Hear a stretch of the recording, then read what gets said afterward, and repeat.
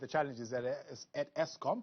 And for more on this, I'm joined with the energy expert, Chris Yelland, for this conversation. Chris, good evening. Thank you very much for your time. Eskom has been quite busy the last couple of days, holding a number of briefings with the CEO and some of the senior officials there, giving us, I suppose, a rundown of the state of the power utility. Have they been fully transparent in your view about what are the generation challenges currently facing Eskom? Yeah, I think we are thankful. We should be thankful for the transparency shown by Eskom and the team. Sekanati Manshansha and the Eskom executives have been very open, transparent, and are communicating very well with the public to keep him up to date and on what is going on. So we've seen media briefings, regular briefings, and apparently there's going to be another briefing tomorrow as well. And really, this is something to be commended, and it stands out head and shoulders above communication efforts by other state-owned enterprises and state agencies and government departments such as the Department of Mineral Resources and Energy, the Department of Public Enterprises, and NERSA. Really, Eskom, I think, is setting an example on how it should be done and how communications should be done to keep people informed. Realistically speaking, from the South African point of view and the kind of reaction that we have been seeing, of course, barring some instances of intimidation, which we hear Eskom is going to do something about it, particularly on social media, South Africans do not believe what's coming out of Eskom as far as their maintenance processes that they have put in place, right? One would say we were, for example, promised 18 months ago when Andre Direta came on that he would be embarking on a real and full kind of maintenance plan that will really work and turn this power utility around. Now, 18 months later, we're told, no, well, we can blame our predecessors on this particular issue. What are we to believe here? It's my view that there is a very noisy minority that are making a lot of noise at this time for the wrong reasons. We've seen also, as you've mentioned, some extremely threatening behavior by the EFF leadership that should be condemned in the very strongest terms. Intimidation, threats of violence publicly. And I'm very pleased that legal action will be instituted against these kind of intimidatory and violence-threatening activities, where people's personal safety is being put at risk, where they are encouraging their followers to go out and murder people and publicize their addresses, contact details, home addresses. It's atrocious what is actually happening, and I do believe this is a very small but noisy minority. I think many people understand the very difficult circumstances that date back decades that are being dealt with. There is progress being made, for example, in the rooting out of corruption, maladministration, and theft of state property. And I think it's also now time for public institutions like the public prosecution authorities to play their part. Many people have been reported by Eskom and by whistleblowers within the organization to the prosecuting authorities, but we've seen very little action in bringing people to book, which would then send the right message to these people that treat Eskom as an ATM. So I think in difficult circumstances, a lot is being done, and I do think that the majority of rational thinking people understand and accept that a lot of work is being done. It's a long haul. It cannot be sorted out overnight. And fundamentally, of course, people are frustrated, deeply frustrated with respect to load shedding. Yeah. But these issues take time to resolve and really can only be resolved by very significant new generation coming on stream which is completely outside of Eskom's control, and is right in the hands of the Department of Mineral Resources and Energy. And we've experienced many delays in the public procurement processes, which is worsening the situation. Right, let's take a break. When we come back, we continue with Chris Yelland and giving his views on what actually needs to be happening now. And we hear that, for example, we need at least 2 power stations the size of maybe a Medupi or a Kusile to be able to get that all-important capacity, which is what we have been hearing at least for the past 2 days, is a major challenge at Eskom currently. Stay with us. We'll continue in a moment. Back with Chris Yelland, and we're talking the situation at Eskom and the woes that continue to challenge the power utility. And now, Chris, of course, is it safe now to accept that load shedding at least will be over by Saturday, 5 a.m. in the meantime, but how long will that last? Yeah, look, there seems to be some progress on the very short-term issues. That is the shortage of diesel, that is the water reserves and the pump storage schemes, and hopefully bringing some of the units that have tripped out back online. So Eskom does indicate that there could be an easing of the current bout of load shedding by the weekend. But I think they are hastened to caution that this is dependent on no new generation units tripping out and the existing ones that have tripped out coming on stream. And of course, that's a big but. In the end, of course, the old plant at Eskom is getting older every year and performing poorer every year as a result. The new plant at Medupi and Kusile is severely delayed, and that which is coming on stream is performing very poorly as a result of legacy issues dating back a decade or more in terms of the design and execution of these projects. And then, of course, the new build in terms of the risk mitigation IPP program, the renewable energy IPP program, the gas to power program, the battery storage program, all in terms of the integrated resource plan for electricity, all part of the DMRE's responsibility, have also been significantly delayed.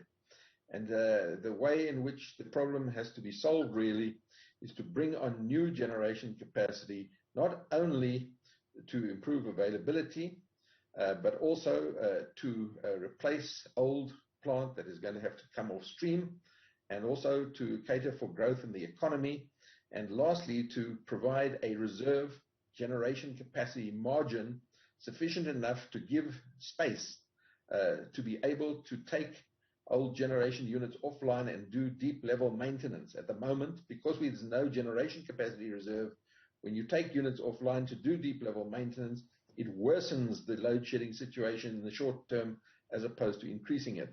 So we have to get new generation capacity on stream, and that in the short term, and by that I mean in the next 3 years, is going to have to come from the private sector through embedded generation, distributed generation, own generation, wheeling of power across the grid in order to relieve Eskom of a burden that it's currently unable to meet. So that's where the solutions are going to come in the short term from the private sector. In the longer term, the public procurement processes will start making a difference. But as I say, there are delays that are holding things back at the moment. Yeah. Would you support Andre de Ruyter's argument for continuation of management? He says there's an expression in English that speaks of flogging a dead horse. And he says that changing a jockey on a dead horse won't solve the problem. Look, I wouldn't personally use that analogy, but I do not think that changing the CEO now would make the slightest difference in the short to medium term. The problems need to be worked on, and we need to do the right things for a long time. Changing the leadership right now, I believe, would be risky for Eskom and for the country. You have to understand how new leadership is appointed at an organization such as Eskom. It's not just simply appointed by the management. There has to be a public process, and it typically can take up to 6 months to appoint a new CEO of Eskom, if you were to look at a little bit of history at Eskom as to what has happened before. So to go without effective leadership for a period of 6 months at a time of a national emergency, in my opinion, would not be the right decision because of the risk that it imposes. And I think we have to recognize that the current leadership of Eskom are dealing with legacy issues dating back, as I indicated earlier, some of them more than a decade. And one cannot just, I think this political pressure to find a scapegoat and to deliver a scalp on a platter to politicians who've been sitting back in a lackadaisical fashion for the last 10, 15 years in dealing with these systemic issues at Eskom, it is wrong, and it doesn't produce the right results. And putting a scalp on a plate in front of a politician is not going to do the slightest bit of good at Eskom right now. What's to happen then with this generation capacity gap of between 4,000 and 6,000 megawatts? First, just put it in the context for us. What does it actually mean that we have a generation capacity gap of 6,000 megawatts, and what will it take to fill that gap? Yeah, well, let's just get the numbers in context.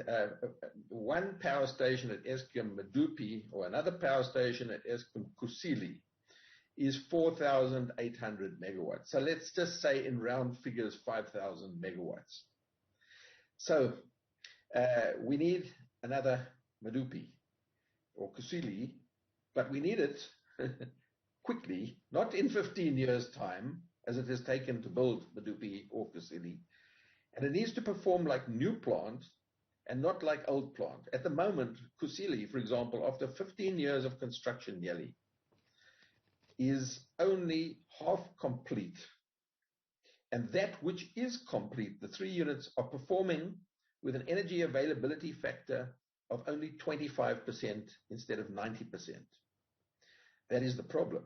So we need new generation capacity about the size of Medupi coming on quickly, and we need to make sure that it's environmentally friendly, not CO2 emitting, doesn't use a lot of water, and that comes from renewable energy, wind and solar PV, and flexible generation in the form of gas to power and battery energy storage. Yeah. Now, how are we going to get this in the short term? I'm talking about in the next 3 to 4 years. It can be done. So, for example, right now, about 1,000 megawatts of new solar PV rooftop installations are coming on the rooftops of houses, buildings, warehouses, factories, farms, and that's going to make a difference of about 1,000 megawatt a year. In addition, the Minerals Council of South Africa and the Energy Intensive User Group, these are customers of electricity at the moment, are planning to do self-generation, embedded generation, and wheeling. This could amount to about 2,000 megawatts in the next 3 years. At the same time, Sasol has gone out for renewable energy procurement of 900 megawatts, Sasol and El Liquide. This is also going to make a significant difference. So it can be done if there's a will, and it will be done if we get our act together. Yeah. Somebody was saying that what we also didn't do was invest in battery storage. I think they pointed to a country in Asia to say this is how they turn things around very, very, very quickly. What's the degree of investment that we would need to do there? Can I just remind you, for example, of Australia had a serious problem in South Australia, and the battery manufacturer Tesla promised to deliver 100 megawatts of battery energy storage in 100 days, or else they'd give you your money back. And they did it. Can be done, and battery energy storage has come a long way since then. That was a couple of years ago. Battery energy storage prices are coming down. It can be delivered quickly.